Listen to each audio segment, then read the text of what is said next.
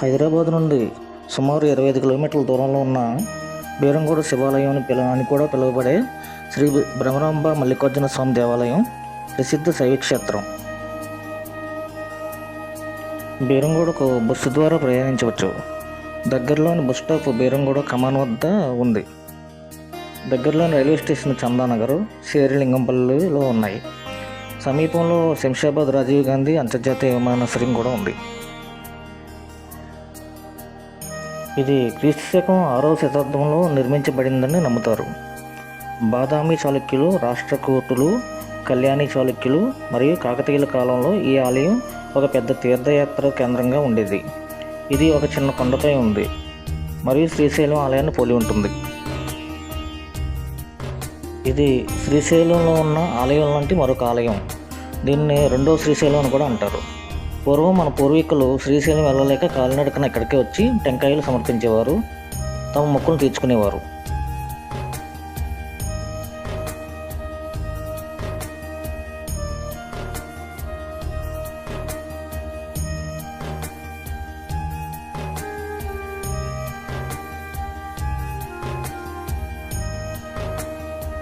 ఐదంతస్తుల రాజగోపురం కనుసొంపుగా ఉంటుంది. గోపురం పైన కంచి కలశాలు ఉంటాయి. జానపద కథల ప్రకారం ఋషి భృగు మహర్షి తపస్సు చేసిన తర్వాత శివుడు ప్రత్యక్షమై ఇక్కడ లింగ రూపంలో వెలిసారని చెప్తారు. నైరుతి మూలలో ఇక్కడ నుండి శ్రీశైలం వరకు ఒక రహస్య స్వరంగా ఉందని నమ్ముతారు. చాణక్యుల పాలనలో ఇమ్మడి జయసింహ అనే జైనరాజు 1015 మరియు 1042 CE మధ్య ఇక్కడ నివసించేవాడు.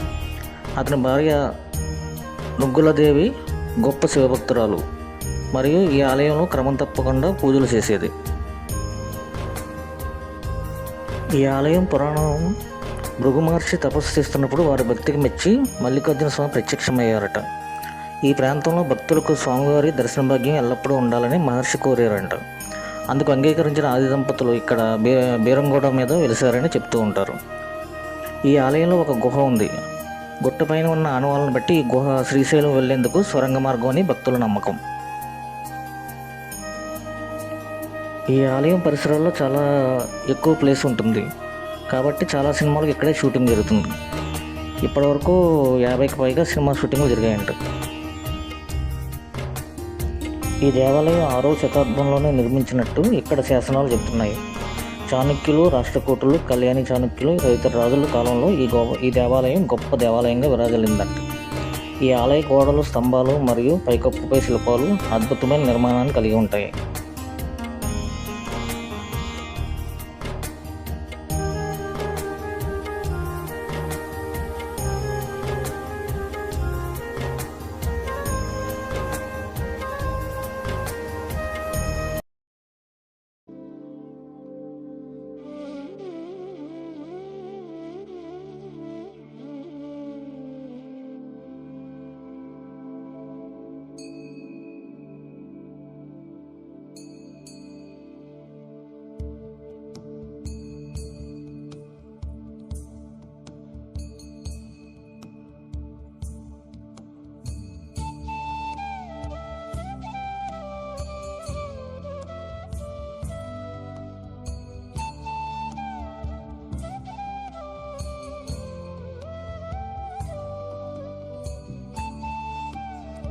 ఐదు అంతస్తుల రాజగోపురం కనుసొంపుగా ఉంటుంది.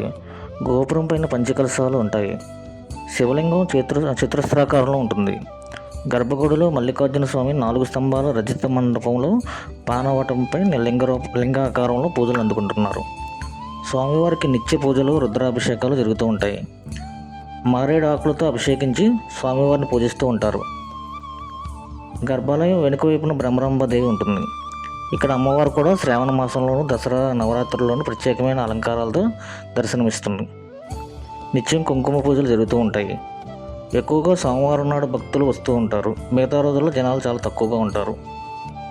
ఈ ఆలయంలో మహాశివరాత్రి, కార్తీక మాసం మరియు బ్రహ్మోత్సవాలతో సహా సంవత్సరం పొడవునా వివిధ పండుగలను జరుపుకుంటారు. ఈ ఉత్సవాల్లో భక్తులు సుమారు 5-6 లక్షల మంది స్వామి, అమ్మవారిని దర్శించుకునేందుకు మరియు ఉత్సవాల్లో పాల్గొనడానికి ఆలయానికి వస్తారు.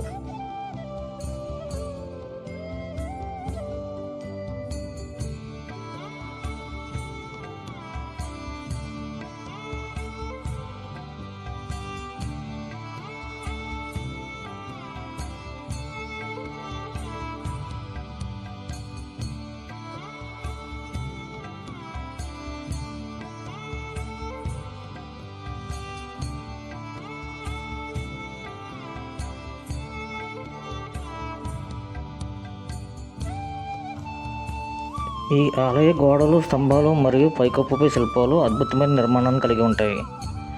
ఆలయ ప్రాంగణంలో వినాయక స్వామి, కుమారస్వామి మరియు ఆంజనేయ స్వాములకు కూడా చిన్న చిన్న ఆలయాలు ఉన్నాయి.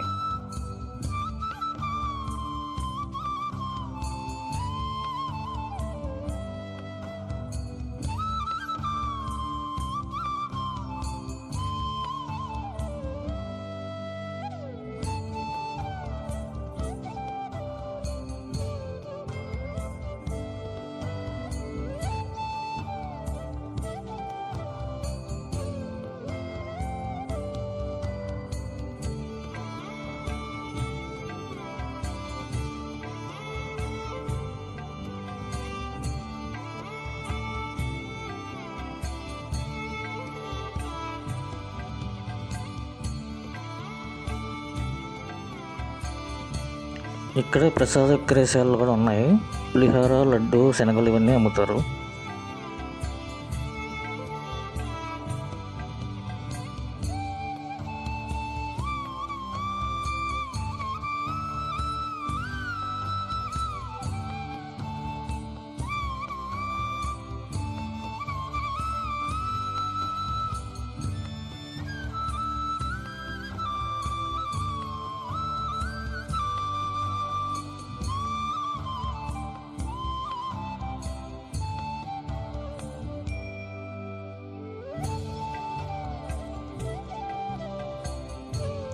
ముందుగా వినాయకుడి గుడి దర్శించుకుందామండి.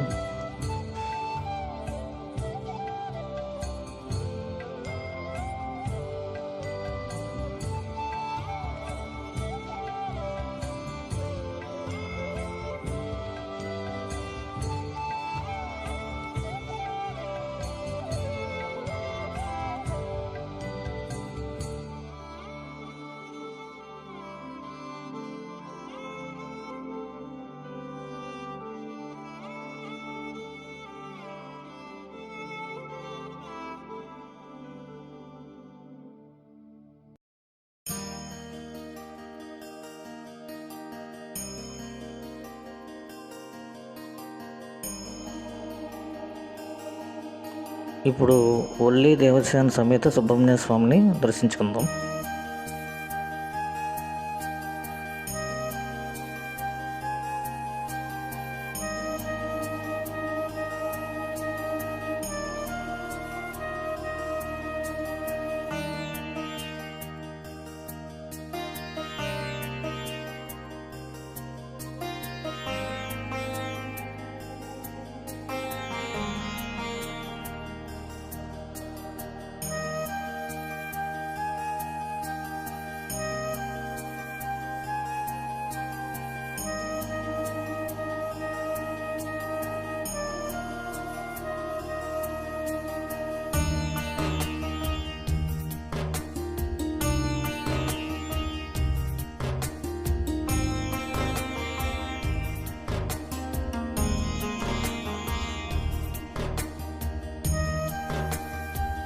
ఇక్కడే కొబ్బరికాయలు కొట్టవాలను.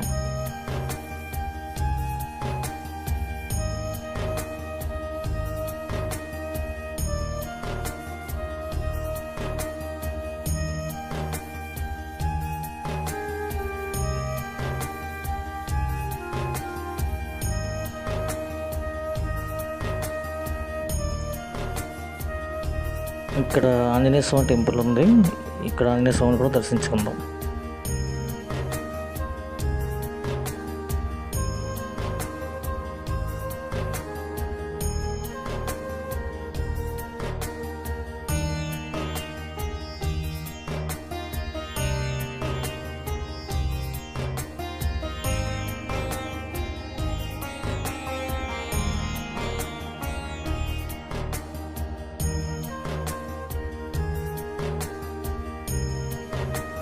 ఇక్కడ నవగ్రహాల టెంపుల్ ఉంది, అలాగే యాగశాల ఉంది, కాలభైరవ స్వామి కూడా ఉన్నారు.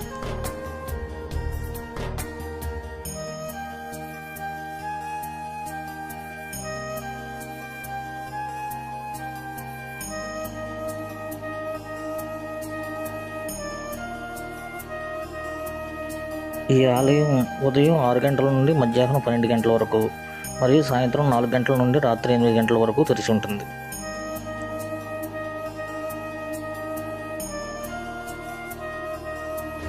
రెండు శివాలయం లోపలికి అడుగు పెడతాం.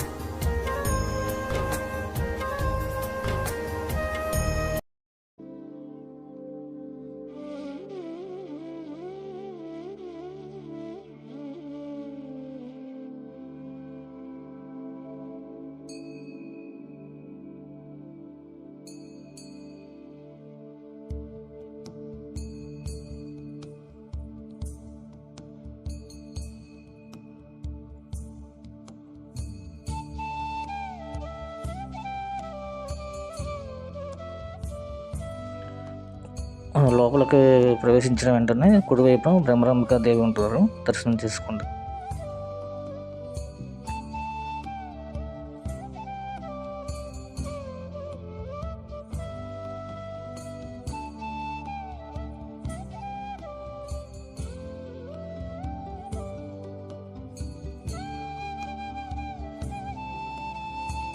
శివలింగం చతురస్రాకారంలో ఉంటుంది. గర్భగుడిలో మల్లికార్జున స్వామి 4 స్తంభాల రచిత మండపంలో పానవటంపై లింగ రూపంలో పూజలు అందుకుంటున్నారు. స్వామివారికి నిత్య పూజలు, రుద్రాభిషేకాలు జరుగుతూ ఉంటాయి. మారేడు ఆకులతో అభిషేకించి స్వామివారిని పూజిస్తూ ఉంటారు.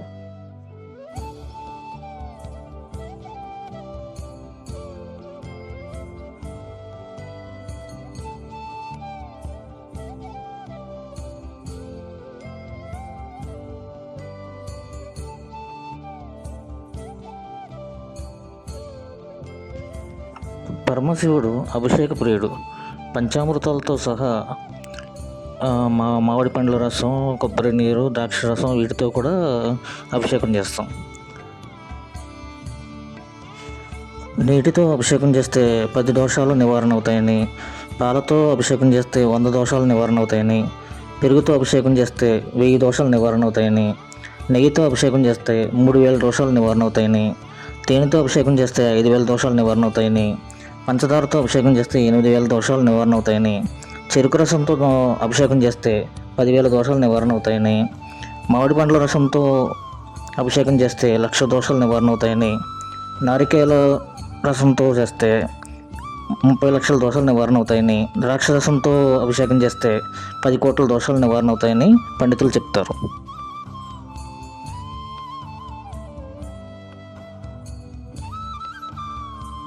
అంతేకాకుండా శివుడికి ఏ ద్రవ్యాలతో అభిషేకం చేస్తే ఏ ఫలితం వస్తుంది అనేది కూడా పండితులు చెప్తారు.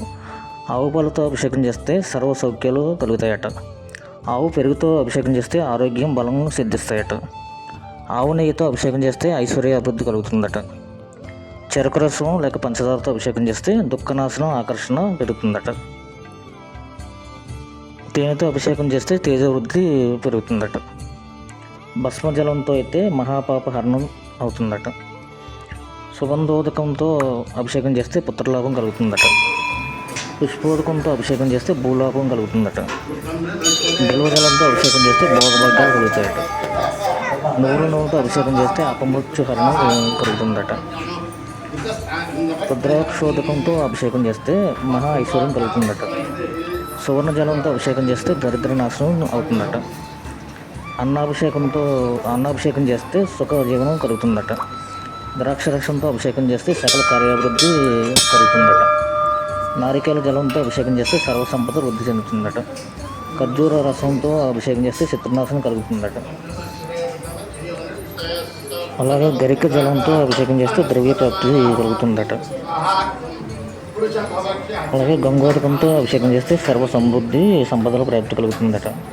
అలాగే కస్తూరి జలంతో అభిషేకం చేస్తే చక్రవర్తిత్వం కలుగుతుందట. నేరేణ పండ్ల రసంతో అభిషేకం చేస్తే వైరాగ్య ప్రాప్తి కలుగుతుందట. నవరత్న జలంతో అభిషేకం చేస్తే ధాన్య గృహ ప్రాప్తి కలుగుతుందట. మార మామిడి పండు రసంతో అభిషేకం చేస్తే దీర్ఘవ్యాధి నాశనం అవుతుందట.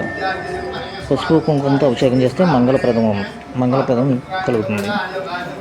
అలాగే విభూతితో అభిషేకం చేస్తే మాత్రం 1,000,000 రెట్ల ఫలితం లభిస్తుందట.